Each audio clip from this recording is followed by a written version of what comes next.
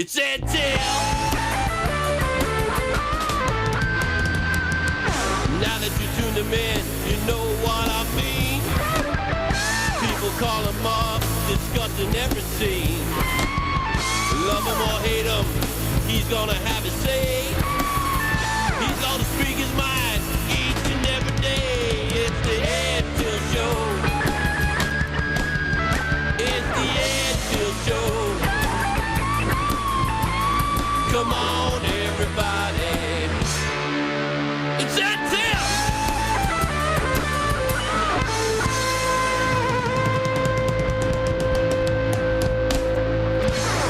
Yeah. Come on, everybody. Come on, everybody. Ed Tyll, Ed Tyll. Come on, everybody. Ed Tyll, Ed Tyll. Come on, everybody. Ed Tyll. You may not like what he has to say. He's gonna say it anyway. He's the baddest cat around. He's got the sharpest tongue in town. He's Ed Tyll. He's Ed Tyll.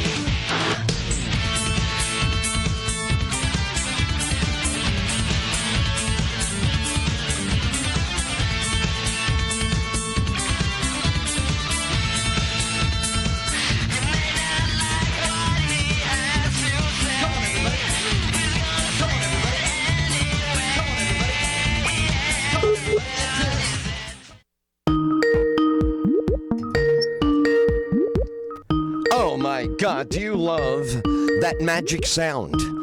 We are launched into what I think today is going to be an extraordinary show. We haven't done one of these, and I'm very, very excited. Hello? On the other side of this phone line is one of my best pals ever. This is a gentleman who knows more than anybody I know about guitars and life, hard work, what it's like to make it happen on your own. Jimmy Heslin of the Act Shop, a real pleasure to have you on the Ed Tyll Show. How are you today? I'm doing great, Ed. How are you? I am fantastic. I love what we're about to talk about because you and I, we're not so far different in age.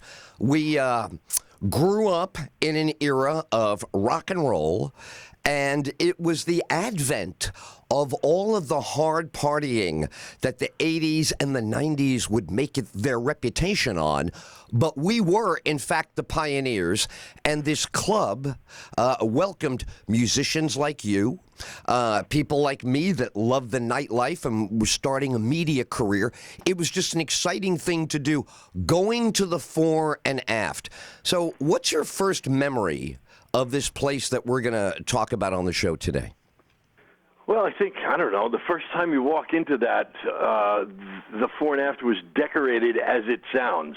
It was kind of old ship parts and, life preservers and nets and lobster traps and stuff hanging all over and it had that sort of a decor, real woodsy kind of looking thing. And right away, it had a certain ambiance that you weren't sure what to expect. The scene at that time, I was trying to reach for that in the opening, right? Hard for people to imagine. Back in the day, there was a lot of partying, but there weren't a million spots. And it wasn't like today they were all coming at you. You had to hear from somebody that they had a good time somewhere, right? Or that they met a girl or some people. And by word of mouth, a club like the Fore and Aft would start to get a reputation even before you go there for the first time.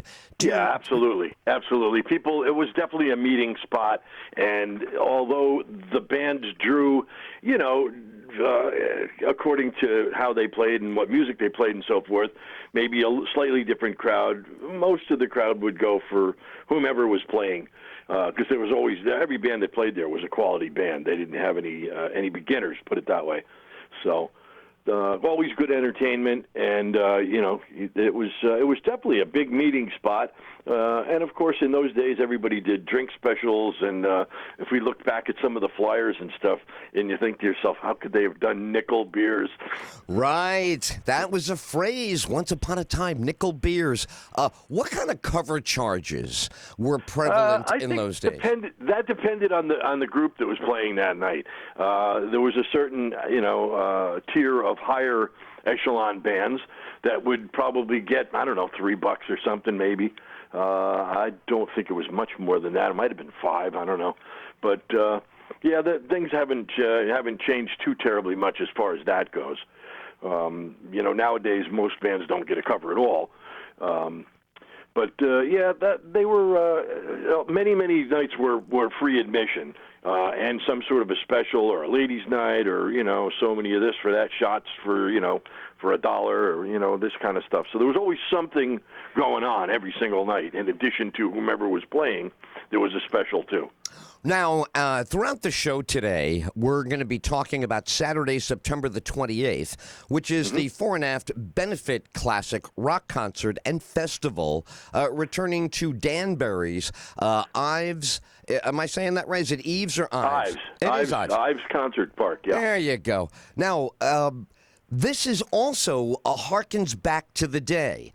Going up and down through Connecticut and Westchester County, this was a different scene than Manhattan and Brooklyn. You know what I mean? The people and what we did and kind of the way it went. Also the geography, these winding parkways to go from one end to the other. What was that like when you were gigging and then you were also relaxing, going for a drink, hanging out with your buddies? What was that scene like to navigate? Because today we got traffic and there's cameras looking at you. That is not the world. Yeah, no, that was a completely different time.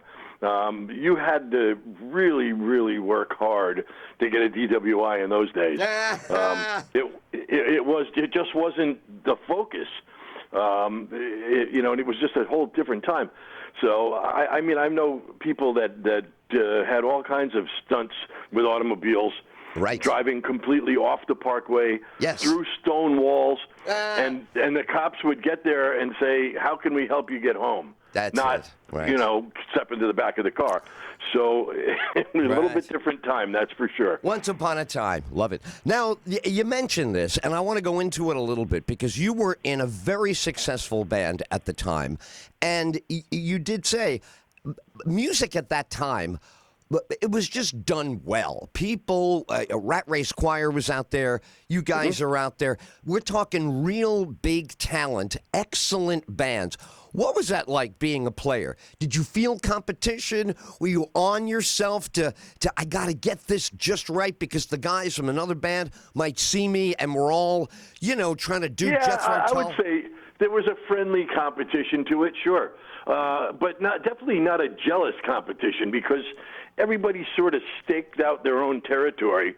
As you mentioned, Rat Race Choir, they were a big. They did a lot of different bands' materials, including their own. But they were very, very well known for Led Zeppelin and for Jethro Tull, and a little higher end stuff.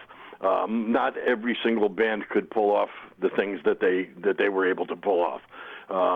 Just excellent musicians, and they were phenomenal. They were just unbelievable. And there were bands like Zebra, who, of course, went on to do their own 2 or 3 records and were very, very successful band as well.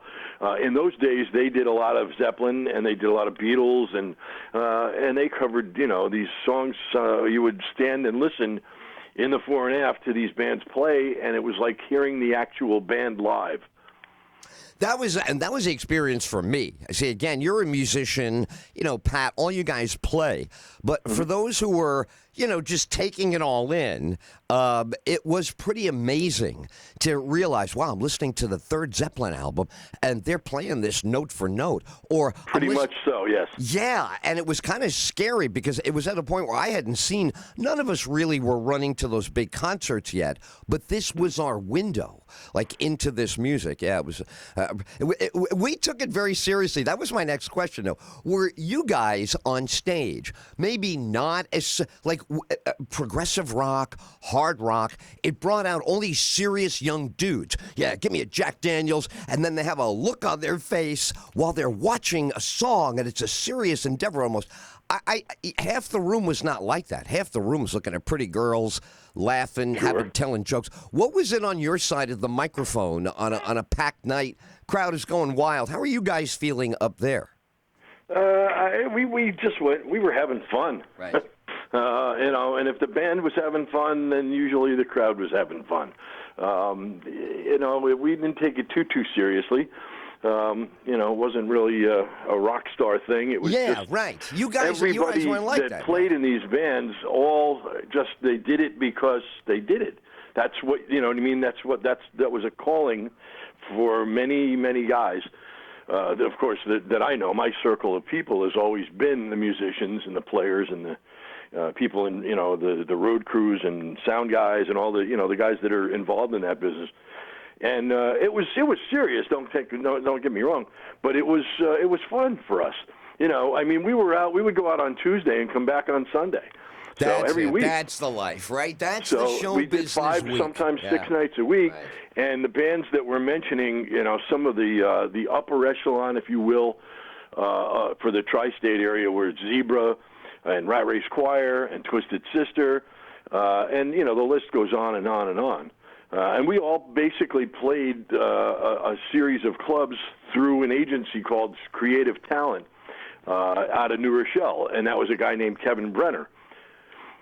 Kevin also had some other agents that worked for him. Mike Robiello was a super guy. Right. And, I'm still in contact with Mike. Then there were other guys, Bill Ornstein and Marty Hoverman, and then there were other agencies that were not quite as big, didn't have as many bands, but yet very influential as well. There was a couple in Connecticut and a couple in New Jersey, and these guys, put up some very, very good bands as well. It really was an extraordinary time of quality. And as I said before, the party environment was pretty substantial also. What did you enjoy now as a fore and aft customer? You're not playing, you're not doing anything. You're going to have a good time there. What was that side of it like? What do you remember about having a drink? That's what we all like to call a busman's holiday. So, where the bus driver goes out and takes a bus ride. I mean, we would go to the fore and aft on a Sunday night if we weren't working and catch some of the bands that we wanted to see. Everyone else had the pleasure of seeing the Good Rats or seeing Rat Race or any number of hundreds of bands that played and went through. The fore and aft got the best of the best because there were 3 different, at one point 4 different locations. The one in New Rochelle was a little before my time, but the rest of them, I played the other 3. One in White Plains on the Post Road. That's the one. Right. That was the original, which was opened approximately 1960, I believe. Right. And the fellas that owned that were Tito Cordelli and George Russ. And they were infamous in the business. Everyone knew them, and they were great guys. They ran a great club, great ship, so to speak. And then there was the fore and aft in Brewster, which was my home, because I was a Connecticut guy, so it was only about 15 minutes away from my house. Right. And that was Neil Downing and Tony Zucchera that owned that. Right. And that was on the, I can't remember what the ad. I think that was a Post Road too as well, but just outside of Brewster, New York. Mm-hmm. And then there was one in Westport, Connecticut, also on their Post Road, the main drag that goes through Westport. And there was a guy named Billy Fretwell that ran that one, also fondly referred to as, he was a pretty big fella. He was known as Round Man. And Round Man, would people, if they're our age or approximately, they may remember there was a FedEx commercial with a big guy with a little tiny helmet riding a skateboard. And that commercial was Billy Fretwell, the owner of the Fore and Aft in Westport. Oh, my God, what a great story.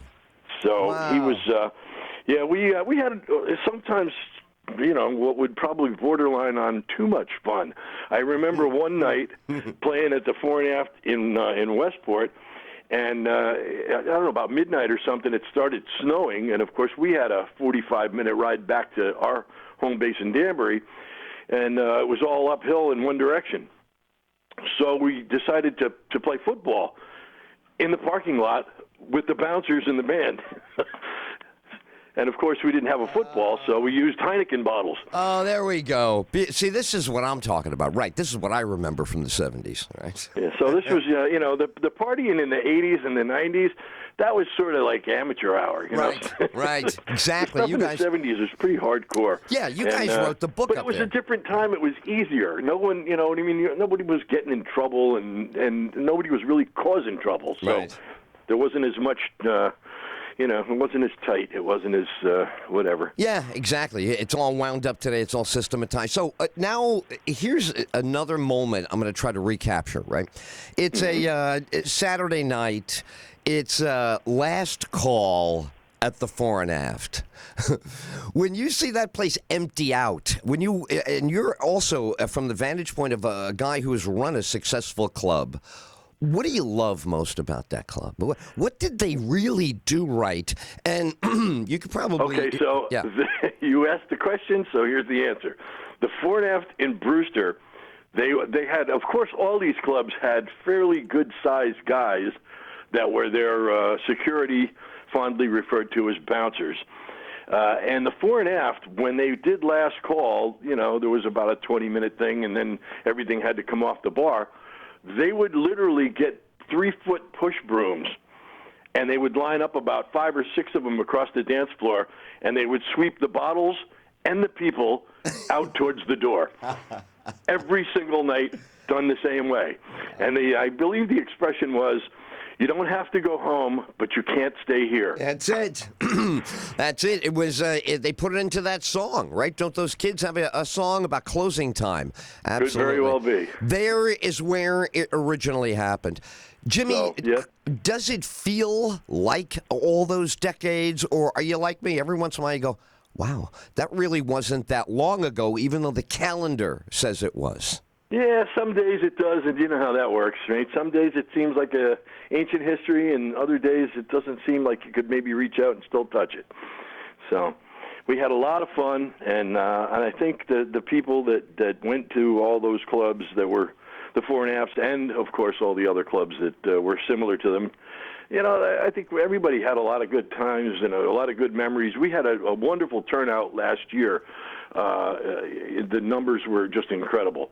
At the Ives Center, and the bands were great. And of course, it's coming up in a couple of weeks here. We're going to do it all over again, and we can't wait. That's it. I was going to say I can hear it in your voice a little bit. There's going to be a moment again where you kind of feel like, oh my God, this was it.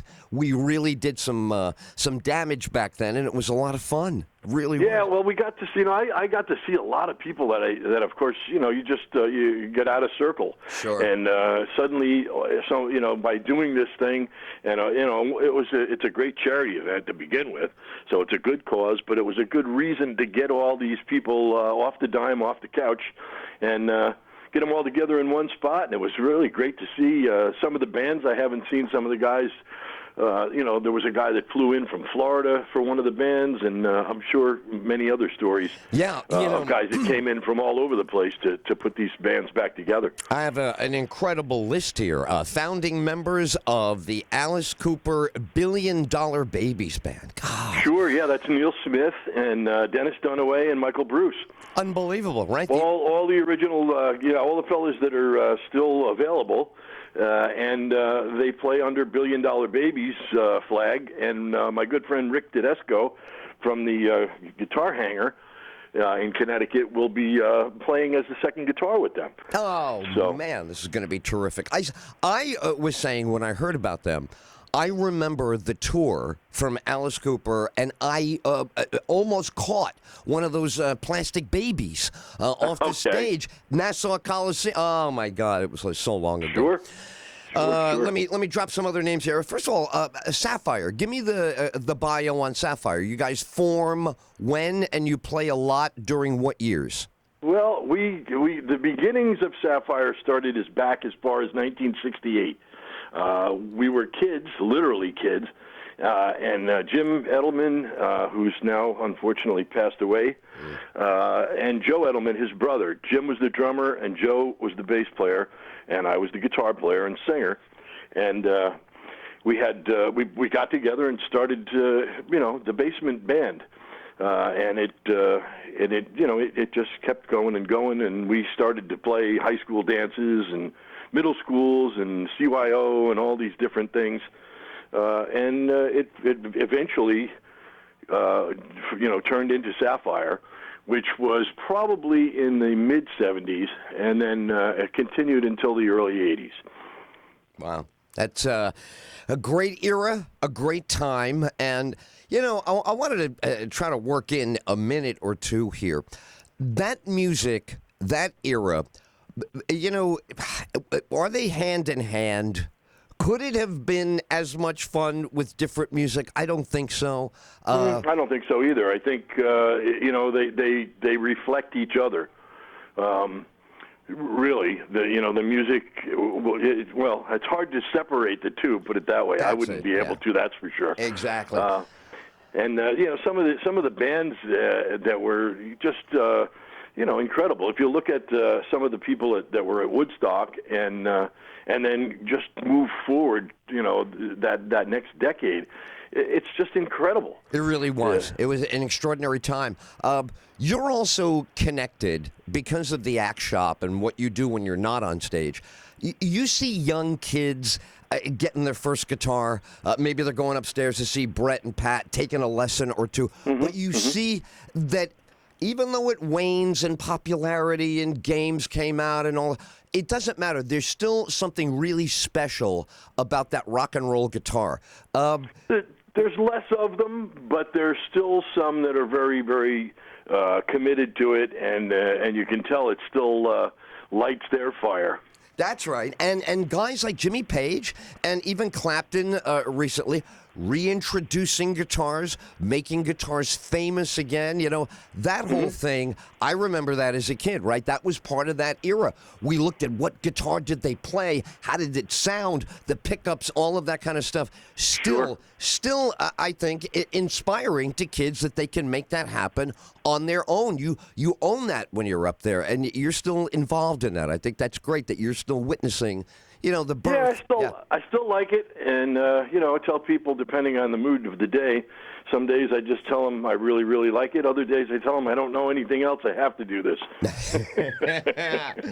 Hey, listen, I miss you. I miss the doggy. I miss the building. It was so great having the show in your facility up there for years. And having you on the show. It was great having you there. Come on, man. Nothing beats breakfast with you before the store opens and a quick review of the current events. Yes, it does. Listen, before we jump off, I got to say we lost a big one today. So, tribute to Mr. Eddie Money.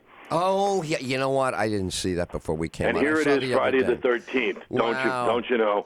Did you ever have the pleasure of this guy's company? I did, actually. I did meet him very briefly. Can't say he was a good friend or anything. I just met him in passing at a show. Right. But his credentials, he put it all out there. He did, man. He came in the right way. Anyone that's ever seen him knows that. And I figured, you kind of got to mention his name because it's a big piece. So good of you. So good of you. He headlined a show for Janie Lane of the band Warrant, who put a nightclub in Orlando. We had a very successful radio station for that opening. He came and performed, had his wife with him.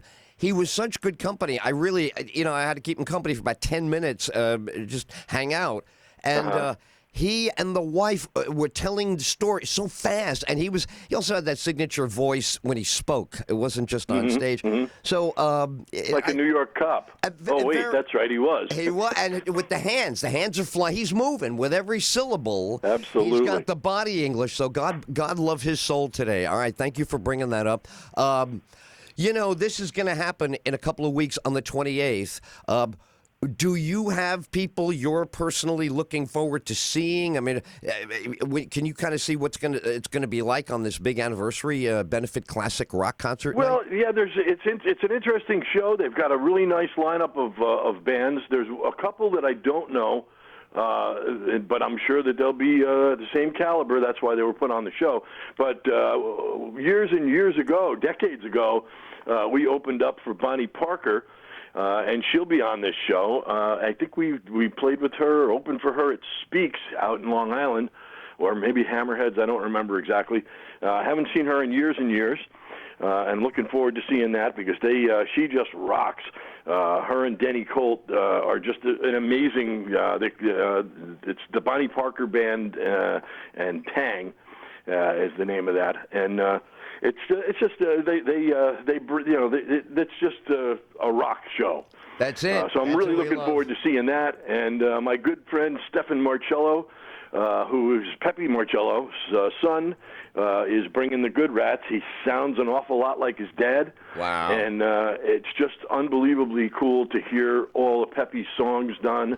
And then he puts a little of his own spin on some other stuff. He has some original songs as well. So it's always a pleasure to see him. If that doesn't bring you back a few decades, nothing will. Nothing will. Because his voice is just superb. You got it. So looking forward to seeing him, and of course Rick Tedesco and the $1 Billion Baby Show is going to be great. There's another wonderful band playing Emily, who are Connecticut favorites. They've been together. They're celebrating their 50th year. So I have to assume that they got together in '69. Wow. They were, Danbury, Richfield, in that area, and some of them have become very, very successful in the music business, and really looking forward to seeing that reunion. That's interesting because we're going to get to talk with Ramon Colon is going to join Yes. us, and Chris I want to say it Martirano. right. Martirano, yeah. He's a guy that programs for all the keyboard players out there in Radioland. He probably wrote some of the patches in your keyboards that you have in your house and that you play on stage. He works for all the big keyboard companies, and he's a great guy. Wow. All right. This gets more exciting by the minute, Jimmy. Coming up on the show, lots more great interviews and memories, and look ahead to this benefit on the 28th. Thanks so much for being on today. Hey, people want to find the Axe Shop. They want to find you. What's the easiest way to do that? Axshop.com. Awesome. That's it. AXESHOP, axshop.com will get you there. They can also go to our the guitar company, Babbitt'sGuitars.com. Beautiful. Well, listen, God love you and miss you, and we'll see you as soon as we get up into the area. Jimmy Heslin, the Axe Shop and formerly of Sapphire, thanks for the visit on the Fore and Aft. It's going to be a spectacular September 28th. Thanks, Jimmy. Thanks, Ed. Found out his rap could be his salvation. Well, now he's talking all across the nation. It's the Ed Till Show.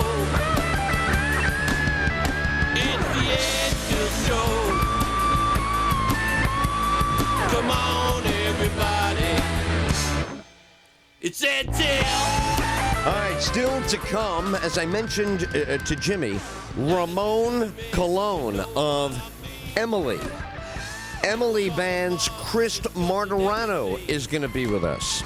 Charles Rosenet is going to talk about the beginnings of this great event, what it's been like over the years, what it's like to put it all together. Rick Tedesco performing with $1 Billion Babies. Mike Policastro will talk about the charities that will benefit from this extraordinary night, September the 28th. Really incredible. The memories, it's like a time warp here. I'm imagining Westchester County, the tri-state area, back in the day. Jimmy was mentioning the names before, man. The rock and roll bands. The Good Rats. Bonnie Parker and Tang. Do you love a band named Tang? All right, Sapphire, Direct Drive. Dan's Garage. Emily Band. Good Time, Charlie's Band. And the Stone Cold Band. Just some of the greats that will be joining in Saturday, September 28th. The Fore and Aft benefit concert and festival. It takes place in Danbury, Connecticut Ives Concert Park. Beautiful. This is really going to be extraordinary. Founding members of the Alice Cooper $1 Billion Babies Band. You hear the names before? Man, I saw these guys. I watched. Alice himself threw a $1 billion freaking baby. It landed about 10 feet away from me at the Nassau Coliseum.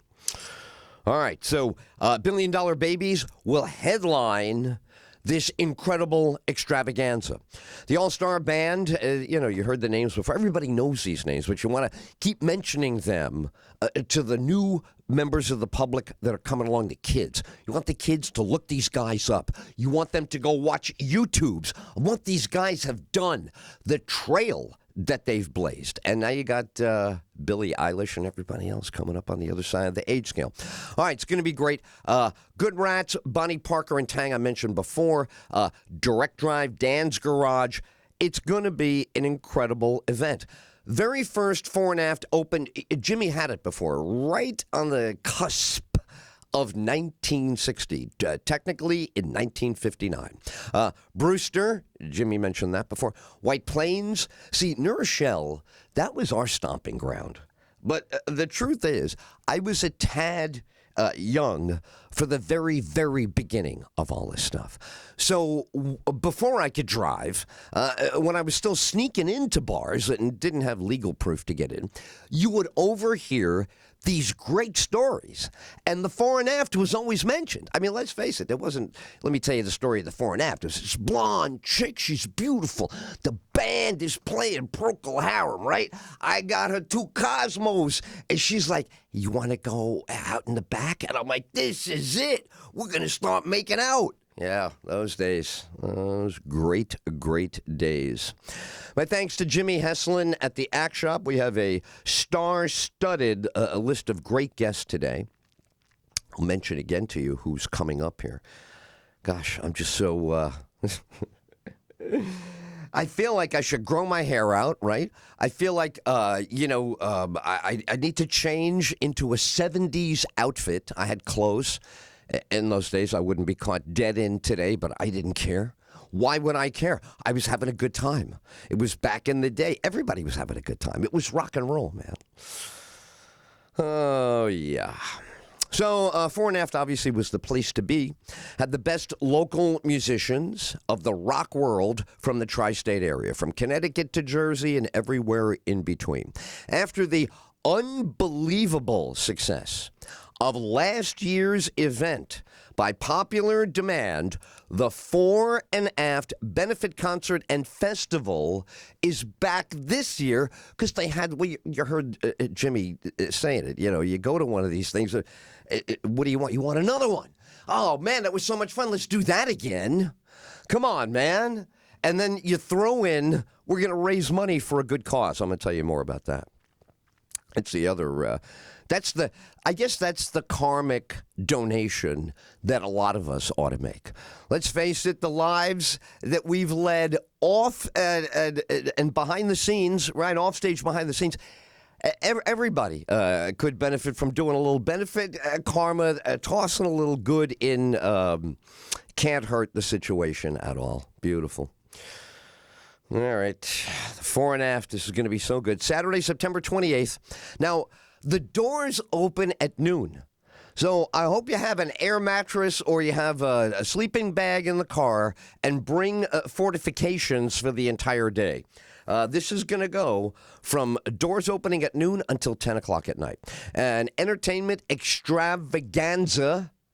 I'll take 2 of those. 2 extravaganzas to go, please. These were unforgettable years. Now, Ives Concert Park in Danbury, open to the public. So it's everybody knows where it is, easy to get to. This is maybe the most highly anticipated festival of the season. We're wrapping up summer now. We're going to put the fun we're going to put that up. Summer's going to get mounted. We're getting summer stuffed and mounted. And as we begin the fall, look at us. How did this all come about? Well, in March of last year, a guy by the name of Mike Policastro, who's going to join us on the show today, posted a note on Facebook The note said, would anybody be interested in doing a reunion for the fore and aft? Julie Shaker. Now, Julia, I know, tried to be with us today. So I encourage you to say hello to her when you get to the event. These are all the people that brought it about. You're really going to enjoy them. So Julie Shaker of Danbury, a recent retiree, hooks up with Paula Castro, and within 2 weeks, the two of them have taken the initiative to set a date. And I love this. This is like every time you're going to do a big thing, you got to do. It's very exciting. Set the date. Secure the venue, and then you start the ball rolling, baby. Then things start happening. You're calling people. You're getting calls. Hey, what did I hear? Is it true? The fore and aft? Is everybody getting together? Wow. Who's left? Who's still around here? How are they? Oh, this is going to be true. Oh, really? Did you hear from?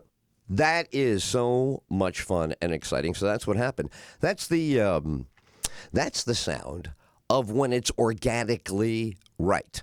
You know, Jimmy and I were talking about the fore and aft and this history, but I will say to you, he's quite a historian himself. And if you listen to the way he tells stories about the day, and there's a whole crowd up at the Act Shop, they're all great at telling stories, and everybody's got tales of rock and roll. But you could feel it when Jimmy was on with us before.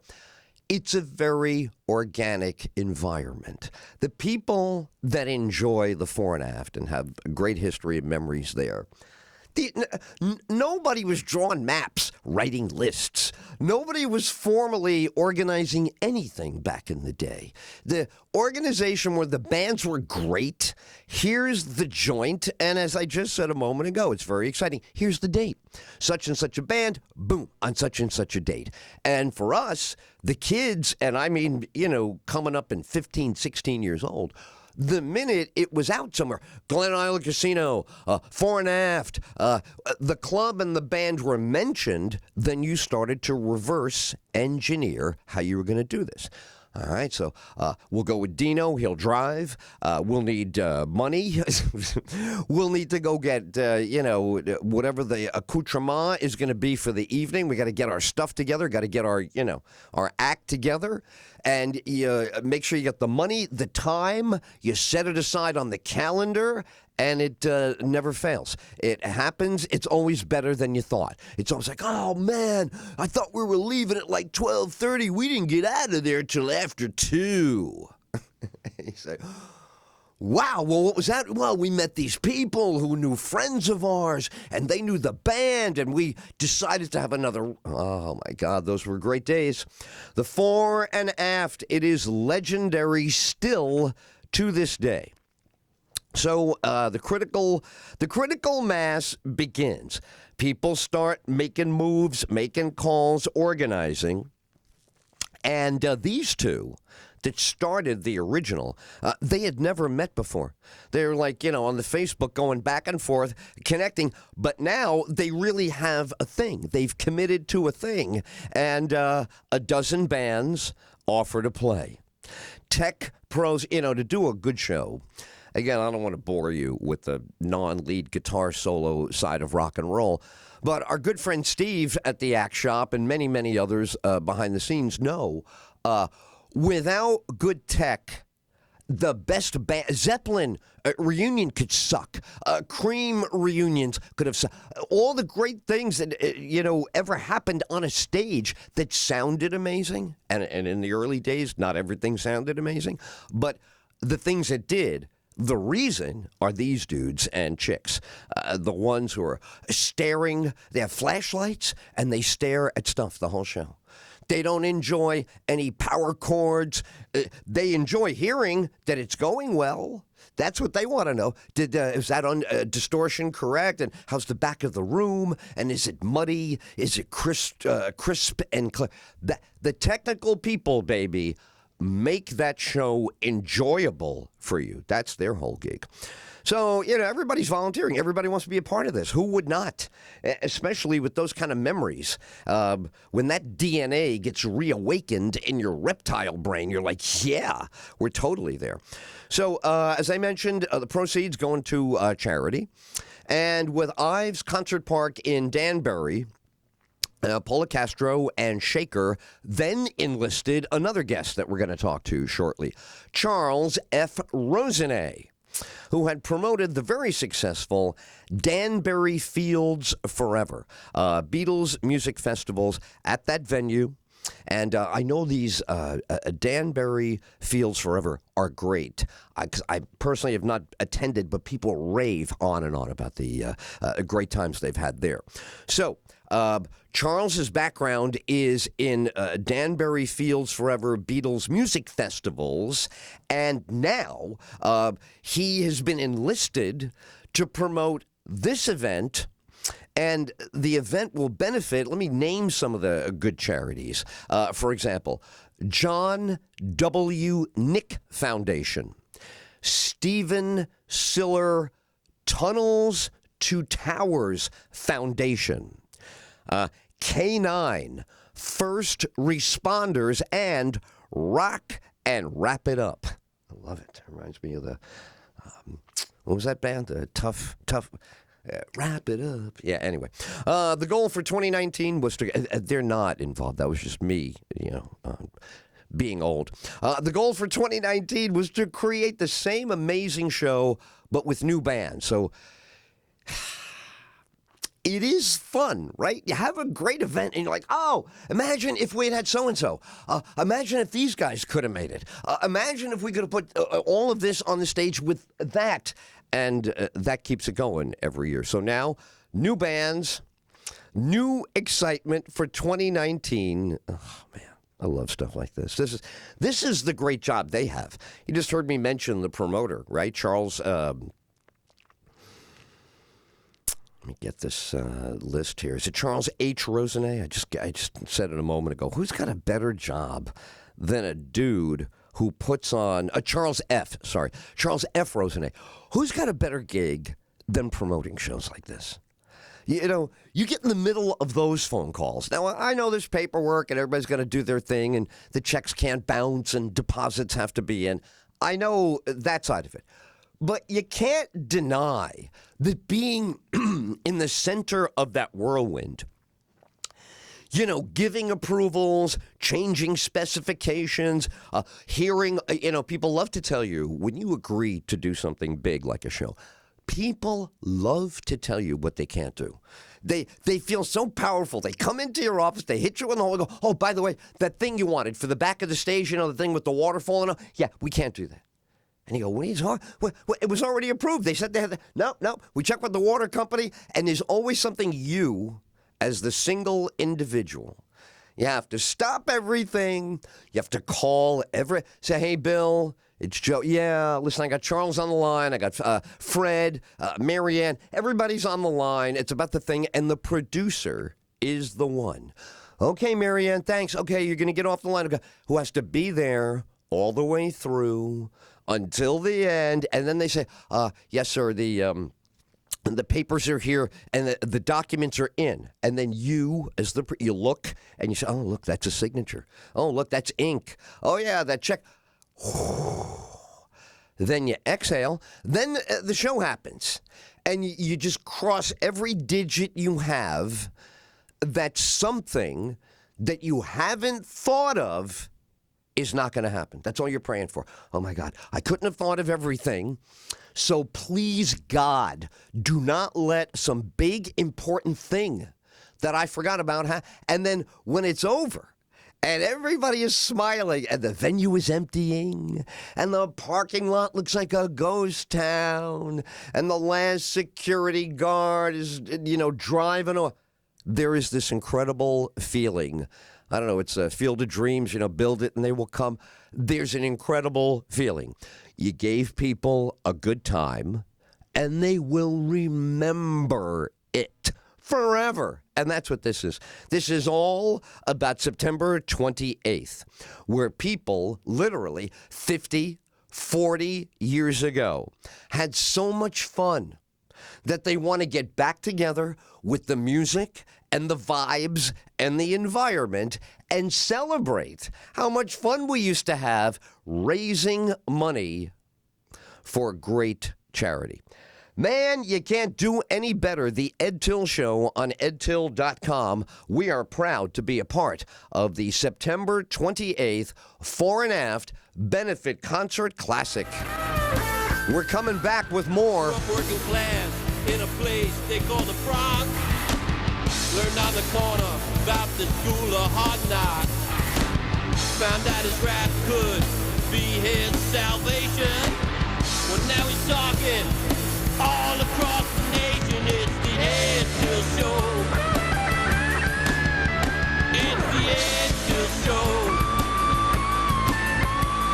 Come on, everybody. It's Ed Tyll. Now that you tuned him in, you know what I mean. People call him up, discussing every scene. Love him or hate him, he's gonna have his say. He's gonna speak his mind each and every day. It's the Ed Tyll Show. It's the Ed Tyll Show. Come on, everybody. It's Ed Tyll.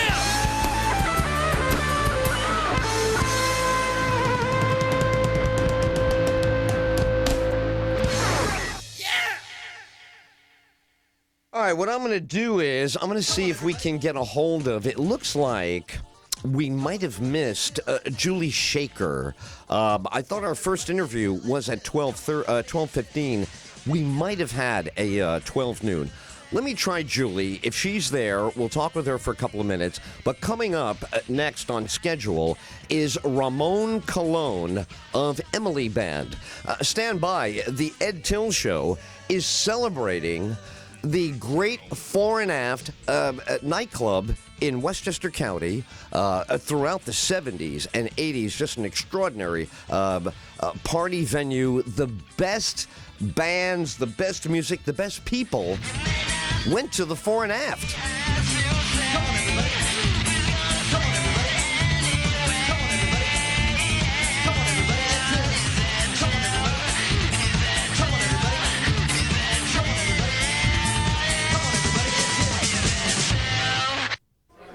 I want to tell you about the coolest cat I know.